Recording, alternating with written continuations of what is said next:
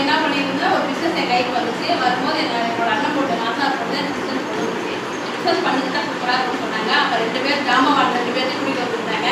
அரிசிமா லட்சுமி தான் என்னோட அப்படி நான் கூட்டிகிட்டு வந்துருக்காங்க. பிஸ்னஸ் எடுத்துங்க நான் எடுத்துக்கவே இல்லை.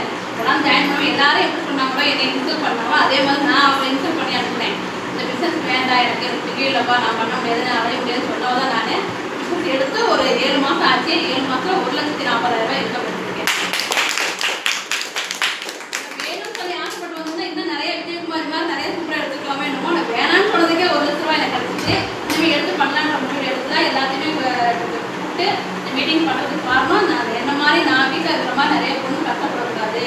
வீட்டில் வந்துட்டு இந்த பிஸ்னஸ் சூப்பராக பண்ணலாம். ஆக்சஸ் இந்த பிஸ்னஸ் வந்து நம்ம லேடிஸ் மட்டும் கிடைச்ச பிஸ்னஸ் தான் நான் நினச்சி செல்லு ரிப்பேர் ஆகிடுது. அதை வாங்கி சரி பண்ணி இந்த மீட்டிங் காலையில் மீட்டிங் என்ன யார் சொன்னாலும் சரி அதை மட்டும் கேட்காம விட மாட்டேன். கேட்காம இருந்தால் அன்றைக்கி பொழுது எனக்கு வேலையே செய்ய தோணாது. அந்தளவுக்கு சூப்பராக இருக்கும்.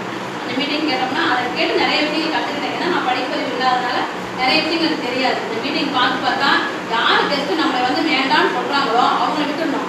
நம்மளை யார் ஜெயிக்க முடியும் அப்படின்னு சொன்னாங்களோ அவங்க கையை பிடிச்சிட்டேன். நான் இவங்க 2 பேருக்கு நம்ம ஜெயிக்கலாம், நீங்கள் உங்களை நான் கையை பிடிச்சி எங்கே வேணாலும் கூட்டிகிட்டு போகிறேன், எங்கள் கூட மட்டும் இருங்கன்னு